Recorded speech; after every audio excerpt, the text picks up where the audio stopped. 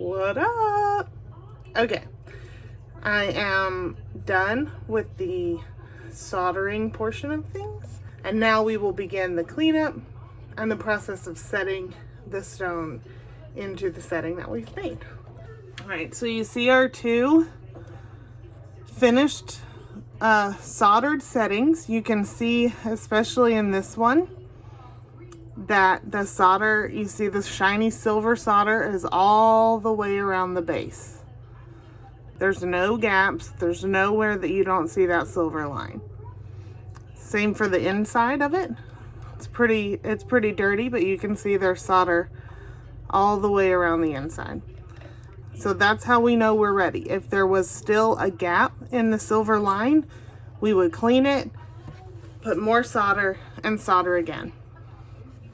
Now you can see that even though there is solder all the way around, there's also a lot of solder up here on the actual bezel frame.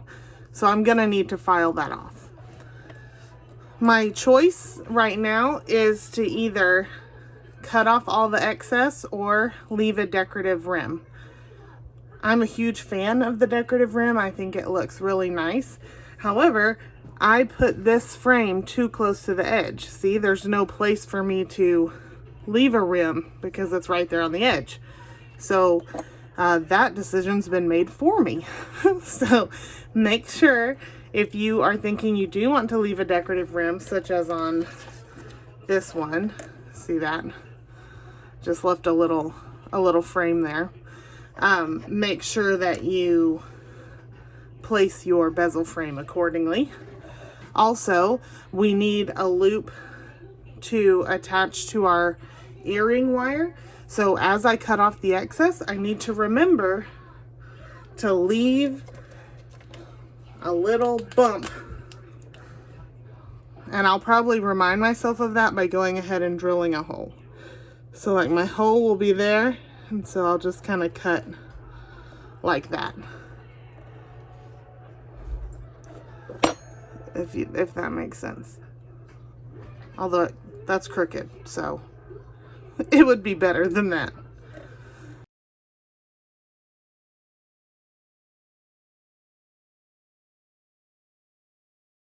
As I cut around the edge of this, I'm not cutting quite right up to the frame because I don't want to run the risk of accidentally cutting into the frame.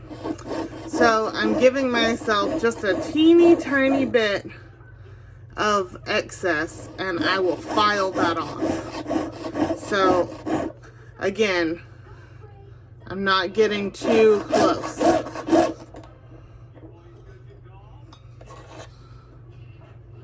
So you can see there's still a teeny lip there that I will have to file off.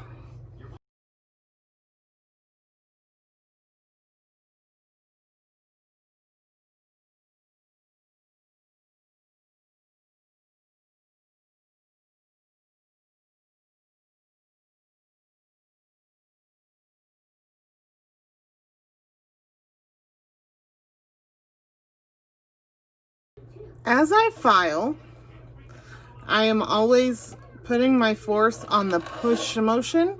The teeth of the file are only cut one way. So if you saw back and forth like this, you're wasting your energy and it actually can dull the file. So I'm going in one direction, and I'm using this to smooth and also to get rid of this extra lip here until it's even with the bezel frame. And then I will also use the file to get all that extra solder off. And you can see my, this we call a bail, the little loop, is lopsided, which I knew that when I was sawing, but I just knew I'd fix it with my file. I'm choosing to use a half round, but I'm only using the flat part, so I could also be using a flat file. And so I always brace it on something. If you file up in the air like this, you're naturally going to move the supporting hand, which is a loss of kinetic energy because you're moving the file and the energy is transferring into this hand as it moves, so you're losing energy. But if you brace it, all of that energy and force goes right into the metal where you want it.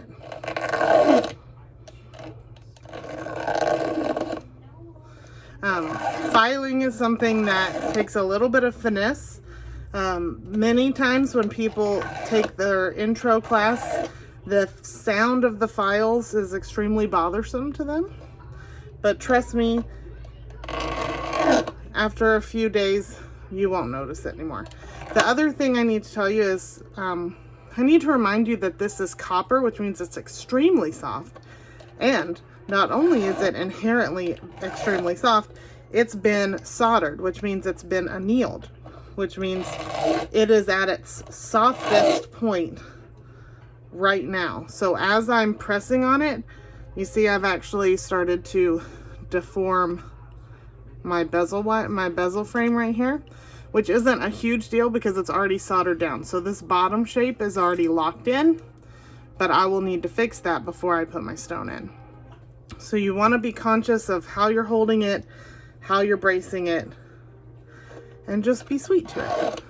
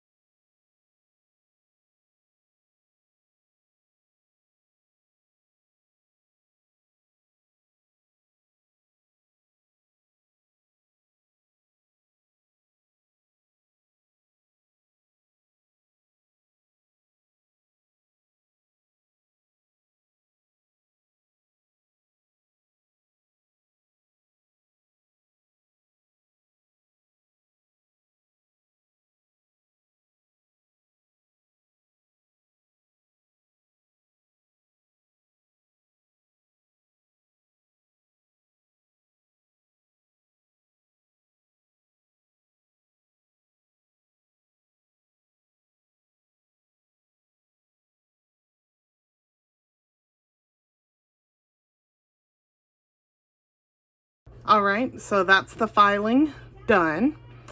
You can see that all traces of that silver line are gone. It's super shiny right now where the file marks are, so it's kind of hard to tell if all the solder's off.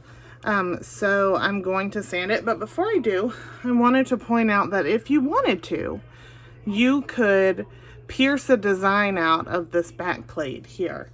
It's a very common thing. It's kind of dependent on what material you put in your behind your glass cabochon that we're going to be using, because if you use like a paper or something and you pierce a design in the back of the plate, then water could get in there and affect the paper. If you were just using a stone all by itself, that's not really an issue. So you have to think about what's going in the bezel, but if it's something that won't be affected by moisture, you can certainly drill a small hole and pierce out a design. You could even pierce out the entirety of the back so that you're just left with a little oval lip for the stone to sit on too. So it's completely up to you. It's your chance to have a little design in there. Now for the sanding. Time to sand. I've already done a demonstration of how to sand just flat metal, but I did want to tell you about sanding sticks. This is one that I've made using a paint stick and some sandpaper. You literally just lay the stick on the paper, wrap it up, tape it on both sides, and then as it gets used up, you can see here where I've just torn off strips. This is great for, you use it like a file basically. So for getting the sides like this, it really saves your fingers because you're not having to hold little pieces of sandpaper. You can just use the sanding stick. And if it's easier for you to continue going in one motion like a file, you can, or you can go back and forth with these as well. But I will be starting with 220 and working my way up to 400 or 600. Never mind the sound of my children having WrestleMania in the next room.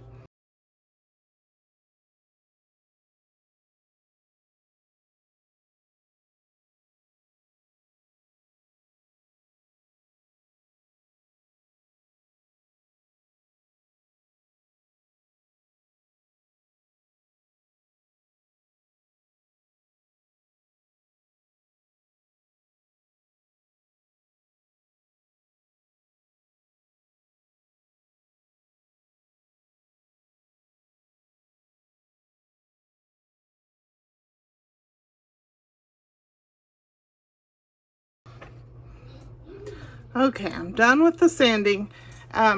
You can see I even got the back sanded. I think I am going to leave these with just the sanded texture, but I could keep polishing if I wanted to.